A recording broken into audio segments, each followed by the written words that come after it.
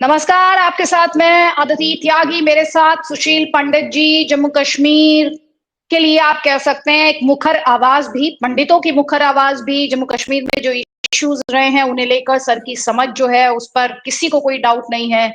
इसके अलावा जिस तरीके से जम्मू कश्मीर में सक्सेसफुली इलेक्शन कराए गए और जो हमने नतीजे देखे हैं उनकी खुमारी कुछ दलों पर अभी वो रहेगी जो जीते हैं, क्योंकि अभी नई नई जीत मिली है। लेकिन बहुत सारे इश्यूज हैं जब हम बात जम्मू कश्मीर की करते हैं। सुशील जी, बहुत बहुत स्वागत है आपका सर, इस डिस्कशन को आपने ज्वाइन किया है, बहुत बहुत शुक्रिया सर। और मैं पहला सवाल आपसे ये पूछूंगी सीधे सरल शब्दों में, ये जो इलेक्शंस हुए हैं यहां से आप जम्मू कश्मीर को किस तरफ जाते हुए देख रहे हैं?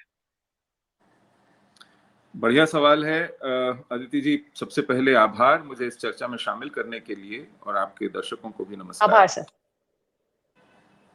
देखिए, पिछले 35 वर्षों में ये कश्मीर का 5वां आम चुनाव है। ये 5वां असेंबली इलेक्शन है और ये 5वीं दफा हमारी अनुपस्थिति का कश्मीर से मखौल उड़ाया जा रहा है।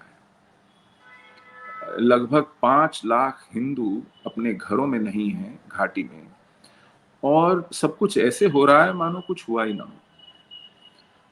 बल्कि हमारे जातीय विध्वंस पर, हमारे निष्कासन पर ऐसा लगता है कि ये लोकतंत्र की, चुनावों की मोहर लगाई जाती है बार बार, मानो ये आम बात हो गई हो और हम आगे बढ़ जाएं, इसको भूल जाएं, इस पर पर्दा डालें, इसकी चर्चा ना करें। तो ऐसे क्षोभ में मैं इन चुनावों का आपके साथ विश्लेषण करने बैठा हूं। कश्मीर को हम किस दिशा में जाता देख रहे हैं? कश्मीर उसी दिशा में बढ़ रहा है जिस दिशा में पिछले 35 वर्षों में बढ़ रहा था। बीच में एक आशा की किरण आई 370 के विदाई पर, तो ऐसा लगा कि ये देश अब रास्ता बदलेगा। अब तक जिस जिहाद पर पर्दा डालने का प्रयास होता था, जिसको भटकाव या अलगाव कह के कम आंका जाता था, जिस पर दिल जीतने का प्रयास होता था, जिहाद की कमर तोड़ने या जबड़ा उखाड़ने की कोशिश नहीं होती थी, उस पर विकास की वर्षा कर कर लगता था कि सब ठीक कर देंगे। जब 370 की विदाई हुई तो लगा कि अब सिर्फ पत्तियां और टहनियां नहीं छाटी जाएंगी, तने और जड़ पर वार होगा। लेकिन ऐसा नहीं होता दिखा। 5 साल ऐसे ही निकल गए और सुप्रीम कोर्ट के आग्रह पर, उसकी जिद और हठ पर ये चुनाव कराए गए। चुनावों से कोई विशेष नतीजा निकलना दिखाई नहीं पड़ता था। सिर्फ इतना था कि लोग भरे बैठे थे कि कैसे पीडीपी को पीटा जाए, उसको भाजपा के साथ तालमेल करने की सजा दी जाए। और ले देकर बचा नेशनल कॉन्फ्रेंस, तो लगता था अब उसकी बारी है। बीच में केंद्र खेल करना चाहता था कि चलिए कुछ इंडिपेंडेंट खड़े हो जाएं, एक नई खेप नेतृत्व की, राजनीति की शुरुआत हो। कुछ लोग चेहरा मोहरा बदल कर, अपने हाव भाव बदल कर, अपनी पार्टी बदल कर, सिंबल बदल कर नए सिरे से चुनाव लड़ें। वो सब भी हुआ, वो सब नाटक भी हुआ। पार्टियां टूटी, नई पार्टियां बनी, नए चेहरे आए, कुछ पुराने चेहरे अपने वेशभूषा बदल कर आए। ये सब स्वांग भी हुआ। लेकिन ले देकर जो 2 मुख्य बातें सामने आई वो ये कि कांग्रेस हाशिए पर आ गई और पीडीपी अब आखिरी सांसें गिन रही है। ये 2 मुख्य नतीजे इस चुनाव के आए। ये पार्टियां कभी भी कम से कम 2 डिजिट के आंकड़े से नीचे नहीं जाती थी जम्मू कश्मीर के चुनाव में। अपने सबसे बुरे दिनों में भी भाजपा, कांग्रेस जो है वो 10-12 सीटें ले जाती थी। लेकिन इस बार आप देखिए कि केवल 6 सीटें आई, और उन 6 सीटों में भी केवल 2 सीटें उस जम्मू से आई जो कि कांग्रेस का वर्चस्व माना जाता था। और एक भी हिंदू विधायक कांग्रेस के खाते में नहीं आया। ऐसा पहली बार हुआ है। एक भी हिंदू कांग्रेस नहीं जिता पाई। तो कांग्रेस का तो उसके वर्चस्व वाले जम्मू क्षेत्र से सफाया हो गया लगता है। वहीं से उसके उप मुख्यमंत्री बना करते थे, वहीं से वो साझा सरकारों में अपनी जमीन तलाशा करती थी। अब वो बात नहीं है, और जो घाटी से इनको 4 सीटें मिली हैं वो भी नेशनल कॉन्फ्रेंस की बैसाखियों पर मिली है। उनकी दया धर्म पर वो जी रहे हैं। तो लगता है कि कश्मीर के राजनीतिक पटल में ये एक बड़ा बदलाव हुआ है। उनको कांग्रेस को जम्मू दिया था संभालने के लिए, वो वहां 15-15, 20-20 हजार वोट से हारे हैं। मतलब कहीं वो दौड़ में भी नहीं थे। और कश्मीर में तो खुद अपने घर में इल्तिजा मुफ्ती अपने शुरुआती चुनाव में बुरी तरह हारी है। खुद सज्जाद लोन 2 जगह से चुनाव लड़े, दूसरी जगह हारते हारते बचे, मुट्ठी भर वोटों से जीते। तो जिसने घाटी में भाजपा को छुआ या उसके नजदीक पाया गया, उसको भी पटकनी मिली। भाजपा तो खैर चुनाव लड़ने की हिम्मत ही नहीं जुटा पाई ठीक से।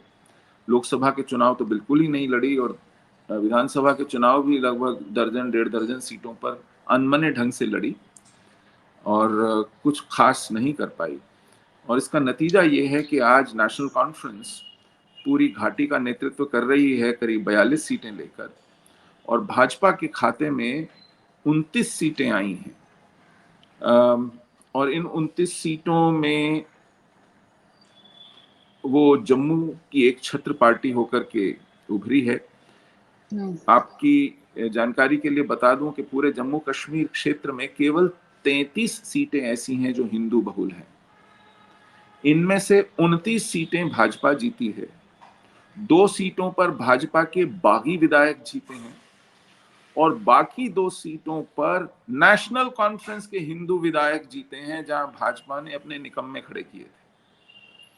तो हिंदू वोटर ने क्या गलती की बेचारे ने, उसने तो अपना पूरा साथ निभाया है, लेकिन राजनीतिक नेतृत्व ने उसको किसी हैसियत का नहीं छोड़ा है।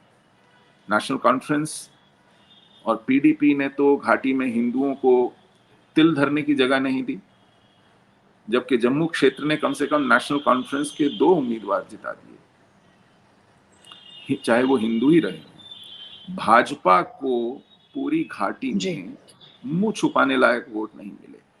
जहां भाजपा पूरी तरह विकास की, रुपयों की, बदलाव की बारिश करती रही, उन्हें रिझाती रही, दिल जीतती रही, उसने न सिर्फ भाजपा को बल्कि जिन पर भाजपा के साथ सहयोग करने का शक था, उनका भी सुपड़ा साफ कर दिया। इसमें सुशील जी मैं एक बात ऐड करना चाहती हूँ, क्योंकि ये वहां पर मैं ग्राउंड पे थी तो मैंने देखा कि इन्होंने ये नैरेटिव पिच किया, खासतौर पे नेशनल कॉन्फ्रेंस ने, कि आप इंजीनियर रशीद, सज्जाद लोन, अल्ताफ बुखारी, ये जो जमात के इंडिपेंडेंट कैंडिडेट्स हैं, ये एक्चुअली सब बीजेपी के एजेंट हैं, और आपने अगर इन्हें वोट दे दिया और ये जीत गए तो दरअसल बीजेपी यहाँ पर आकर सरकार बनाएगी और आपको रूल करेगी। ये एक तरीके का नैरेटिव इन्होंने पिच किया, और उसके बाद जाहिर तौर पर कश्मीरी ने टैक्टिकल वोट किया। उन्हें पता था कि अगर हम इंजीनियर रशीद के पीछे जाएंगे, या हम जमात के जो इंडिपेंडेंट्स हैं उनके पीछे जाएंगे, या फिर हम पीसी या फिर अपनी पार्टी के पीछे जाएंगे, तो इवेंचुअली इनडायरेक्टली ये वोट जो है बीजेपी को पड़ रहा है। और ये फियर इस तरह से इंस्टिल किया गया, ये नेगेटिव सेंटिमेंट इस तरह से इंस्टिल किया गया कि कुल मिलाकर कश्मीरी ने भी ये ठान लिया कि बीजेपी को तो नहीं आने देना है।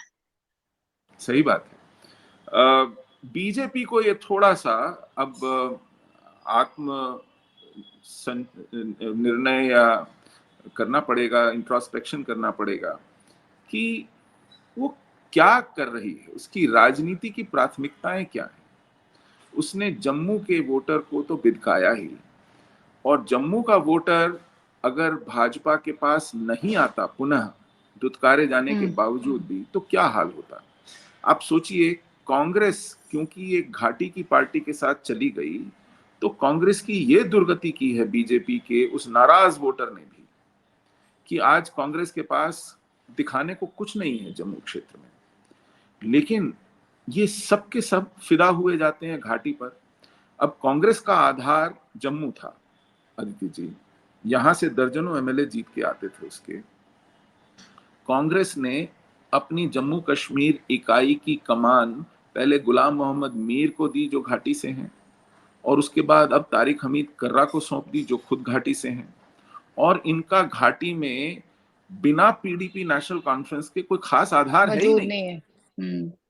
तो अगर कांग्रेस ही अपनी जमीन, अपना वर्चस्व लुटाने पर बैठी है और भाजपा अपना बजट घाटी में लुटाने पर बैठी है, तो जम्मू का हिंदू वोटर किसके भरोसे बैठे जम्मू कश्मीर में? ये एक बहुत बड़ा प्रश्न है। आपने क्योंकि जम्मू वोटर का जिक्र किया सुशील जी, कुछ इंटरेस्टिंग इंसाइट्स मैं शेयर करती हूँ। जब मैं जम्मू के वोटर के बीच गई तो उसने ये कहा कि किसी ये ऐसे है जैसे दो बच्चे होते हैं, एक अच्छा बच्चा होता है जो माता पिता जो कहते हैं करता है। जम्मू वाले भी हर चीज जैसे कहा जाता है कानून के दायरे में, नियम के दायरे में सब करते हैं। और एक होता है बिगड़ैल बच्चा जो माता पिता के लिए टेंशन बना रहता है, जिसे हर वक्त संभालने में उनकी पूरी एनर्जी खपी रहती है। तो उन्होंने बड़ी अच्छी एक उनका एक ऑब्जर्वेशन था कि बिगड़ैल बच्चे को संभालने के लिए जो अच्छा बच्चा था, पिछले 77 सालों में उस अच्छे बच्चे की कुर्बानी दी गई है। और दूसरा उन्होंने एक और बड़ी बात कही थी, आपने क्योंकि कहा कि कांग्रेस को हाशिए पर ला दिया, मुझे नहीं लगता कांग्रेस कभी भी उनके चॉइस में थी। उन्होंने ये कहा कि बीजेपी ये बात अच्छी तरह से जानती है कि हमारे पास विकल्प नहीं है, और क्योंकि हमारे पास विकल्प नहीं है तो इसलिए हम वोट तो बीजेपी को करेंगे। लेकिन शिकायत उन्हें ये रही कि जम्मू का विकास नहीं हुआ। अब भी उनके बहुत सारे कंसर्न्स हैं कि आपने जाके कटरा में स्टेशन बना दिया, जम्मू वाला क्या करेगा, जम्मू में टूरिस्ट कैसे आएगा, अगर विंटर में दरबार मूव नहीं करता है तो जम्मू के लोग किस तरह से अपना पालन पोषण करेंगे, उनकी आजीविका कैसे चलेगी। मार्केट्स में मैं गई, खैर वो शराब का भी वक्त था थोड़ा सा, लेकिन उन्होंने कहा कि जो मार्केट में भी रश है या जो पैसा आ रहा है वो बहुत कम है। जी, आपने बिल्कुल ठीक कहा। जम्मू की जो अर्थव्यवस्था है, जम्मू का जो आधारभूत ढांचा है, कश्मीर के मुकाबले कहीं नहीं है। मैं आपको एक छोटा सही सा है। उदाहरण दूं। जम्मू कश्मीर से जो टैक्स आता है, उस टैक्स का 80%, देखिए कश्मीर की इकोनॉमी जम्मू की इकोनॉमी से बड़ी है, लेकिन टैक्स जम्मू ज्यादा भरता है, क्योंकि जम्मू का जो वोटर है, जो नागरिक है, वो देशभक्त है। कश्मीर में कोई टैक्स देके राजी नहीं है, बिजली का बिल भर के राजी नहीं है। तो कश्मीर की इकोनॉमी बड़ी होने के बावजूद वहां पर फ्रूट की इकोनॉमी है, वहां टूरिज्म की इकोनॉमी है, वहां हैंडीक्राफ्ट की इकोनॉमी है, वहां और सैफरन की वहां भी पर इकोनॉमी है। और डेवलपमेंट की इकोनॉमी है। इतना पैसा झोंका जाता है वहां, लेकिन वहां से जो टैक्स, जम्मू और कश्मीर में 80% चार्टर्ड अकाउंटेंट जम्मू में है। कश्मीर में चार्टर्ड अकाउंटेंसी एक प्रोफेशन के तौर पर सीरियसली नहीं कोई लेता, क्योंकि टैक्स भरने की आदत नहीं है। तो ये अच्छा, जम्मू के हिस्से की सीटों के आधार पर भाजपा कश्मीर के नेताओं को कैबिनेट में जगह देती थी। सज्जाद लोन कैबिनेट मिनिस्टर बना महबूबा मुफ्ती की सरकार में, वो बीजेपी के खाते से बना। तो आप बीजेपी और कांग्रेस बड़ी जेनरस रही हैं घाटी की ओर, लेकिन चुनाव जम्मू में जब लड़ती हैं तो कहती हैं कि जम्मू के साथ जो भेदभाव हुआ है उसको हम दूर करेंगे, जम्मू का प्रतिनिधित्व देंगे, जम्मू की शिकायतें सुलझाएंगे, और चुनाव के बाद जम्मू को भूल जाते हैं। तो ये जम्मू को शिकायत रही है, राष्ट्रवादी होने का, देशभक्त होने का उनको दंड भुगतना पड़ा है, क्योंकि इनके पास क्या उपाय है, ये तो जेब में ही है, ये कहां जाएंगे, ये थोड़ी पीडीपी नेशनल कॉन्फ्रेंस को वोट देंगे। जब आप इस तरह उनको विकल्पहीन करके उनके देश के प्रति भक्ति को, लोकतंत्र के प्रति निष्ठा को, राष्ट्र के प्रति आस्था को आप भुनाते हैं और रिवॉर्ड जाकर के देते हैं, दिल जाकर के जीतते हैं घाटी का, तो बहुत दुख होता है। और यही ढाक के तीन पात चलने वाले हैं। अब जो सरकार आएगी अदिति जी, उसमें जम्मू का प्रतिनिधित्व ही नहीं होगा, कहां से होगा? जम्मू क्षेत्र का प्रतिनिधित्व कौन करेगा? कांग्रेस के पास जम्मू के विधायक नहीं है, नेशनल कॉन्फ्रेंस के पास अपने चुने हुए 2 विधायक हैं, जिसमें से एक नौशेरा का है, जिसने भाजपा के अध्यक्ष को पटकनी दी है। सुरेंद्र चौधरी ने रविंद्र रैना को हराया है, थोड़े मोटे नहीं, लगभग 8,000 मतों से हराया है। अब देखिए, इसकी भी एक कहानी है। रविंद्र रैना लड़ना नहीं चाह रहे थे वहां से, उन्हें पता है कि उन्होंने वहां कुछ काम नहीं किया, उनका जाना मुश्किल हो जाएगा, पार्टी ने जबरदस्ती लड़वाया। नहीं बदला, बल्कि उनसे कहा कि चलिए आपके ऊपर हम प्रदेश के चुनाव की जिम्मेदारी नहीं छोड़ेंगे, सत शर्मा को एक कार्यकारी अध्यक्ष बना देते हैं, वो प्रदेश का चुनाव लड़वाएंगे, आप भले भले ही नौशहरा में टिके रह के अपना चुनाव जीतिए। कहां से जीतते भाई? बदलना चाहिए था कैंडिडेट। दो अन्य क्षेत्र हैं जहां भाजपा के कैंडिडेट्स को नकार कर भाजपा के बागी कैंडिडेट्स को जिताया वहां के वोटर ने। तो ये सारे देश को सुरक्षित रखने का, जम्मू कश्मीर को संतुलित करने का ठेका जम्मू के राष्ट्रवादी वोटर ने ले रखा है क्या? उन्हीं पर आप सारा बोझ डालेंगे इस देश को संभालने का, और अपने राजनीतिक प्रयोग करेंगे घाटी में, योगासन जाके करेंगे घाटी में, G20 जाके करेंगे घाटी में, सड़कें बनाएंगे, पुल बनाएंगे, राजमार्ग बनाएंगे घाटी में। कोविड आएगा तो 80% ऑक्सीजन जनरेटर्स डालेंगे घाटी में, इंडस्ट्रियल पार्क्स बनाएंगे घाटी में। मतलब जम्मू का वोटर क्यों अपने आप को इतना अनाथ और यतीम महसूस करे, उसको करवाया जाए, ये एक बहुत बड़ा प्रश्न है। और मुझे तो लगता है कि अब समय आ गया है, क्योंकि जम्मू और घाटी के अंदर भाषा का भी अंतर है, भौगोलिक अंतर है, जम्मू समतल क्षेत्र है, गर्म क्षेत्र है, जम्मू का खान पान वेशभूषा अलग है, जम्मू का मिजाज अलग है। तो मिजाज अलग है। जम्मू को एक अलग राज्य का दर्जा मिले और जम्मू अपना हिसाब किताब खुद करे, इसका मौका आ गया है। उस पर कश्मीर का बोझ न लादा जाए, उसको कश्मीर की गुलामी से मुक्त किया जाए, और कश्मीर को 2 यूनियन टेरिटरीज में बांटा जाए। एक यूनियन टेरिटरी में जो विस्थापित हिंदू हैं उन्हें जाकर के बसाया जाए, और दूसरी यूनियन टेरिटरी में वहां के जो स्थानीय लोग हैं वो अपना हिसाब किताब खुद देखें, किसके साथ लड़ना मरना है, भिड़ना है, कैसे अपने आप का अपना भविष्य संवारना है, वो खुद देखें। जब खुद पे पड़ेगी तो होश ठिकाने आएंगे। सुशील जी, आपने कहा, और ये आपने नहीं कहा सर, काफी लोगों से मैंने सुना, और ये मैं डिस्कस करना चाहती हूँ एक्चुअली, कि और ये मेरा आपसे आखिरी सवाल है कि हम अक्सर मैंने लोगों को सुना कि बीजेपी ने इतना डेवलपमेंट का काम किया। मैं खुद, कई लोगों ने मुझे बताया कि मुझे ये योजना का लाभ मिला, इस योजना का, उस योजना का लाभ मिला। लेकिन सर, क्या इस वक्त जब बीजेपी से सवाल किया जाता है कि बीजेपी ने कश्मीर के लिए किया, एक्चुअली सेंट्रल गवर्नमेंट ने अपनी योजनाएं, जो कि उनका दायित्व भी है कि अपनी योजनाओं को बिना किसी बायस के, बिना किसी प्रेजुडिस के ग्राउंड पर उतारना, और ये एक्चुअली उसकी टेस्टिमनी थी कि प्रधानमंत्री की जो योजनाएं थी वो ग्राउंड पर कितना एफिशिएंटली उतारी गई। एक होता है कि योजनाओं का सक्सेसफुल इम्प्लीमेंटेशन, और एक होता है उस बेनिफिशियरी का वोट देना या ना देना। क्या इन दोनों चीजों को मिक्सअप नहीं किया जा रहा जब बीजेपी का क्रिटिसिज्म किया जा रहा है? तो नहीं, आपने सवाल बहुत उचित किया, अच्छी बात है, लेकिन मिक्सअप तब होता है, हिसाब किताब तब दिया जाता है जब आप देखते हैं कि यूपी में बेनिफिशियरी समुदाय में तो 32% अनुपात ले जाता है, और उसकी वोटर के रूप में संख्या, जनसंख्या के रूप में अनुपात 20-22% है। तो आपका जो बायस है वो रेवड़ियां बांटने में तो साफ दिख रहा है कि उल्टा है। जो आपका वोटर है उसको उतनी 32% प्रधानमंत्री आवास योजना के आवास मुसलमानों में बांटे गए हैं, जनसंख्या में उनका अनुपात 20-21% भी नहीं है। तो ये तो रिवर्स बायस है। इसी तरह जब मैंने कहा कि ऑक्सीजन जनरेटर, चलिए वो आपदा थी, आपदा में जम्मू भी उतना ही जूझ रहा था, तो आपको 80% ऑक्सीजन जनरेटर वहां देने की क्या मजबूरी थी? आप इंडस्ट्रियल पार्क बना रहे हैं, उसके लिए आप विशेष प्रावधान कर रहे हैं, आप घाटी के खाते में ज्यादा क्यों डाल रहे हैं? आज भी अदिति जी, जम्मू के पास घाटी से ज्यादा वोटर हैं आज भी। डिलिमिटेशन में आपने उनको क्यों कम सीटें दी हैं? आप घाटी का राजनीतिक वर्चस्व भी क्यों बनाए रखने में तुले हुए हैं? आप ढंग से डिलिमिटेशन क्यों नहीं कराते?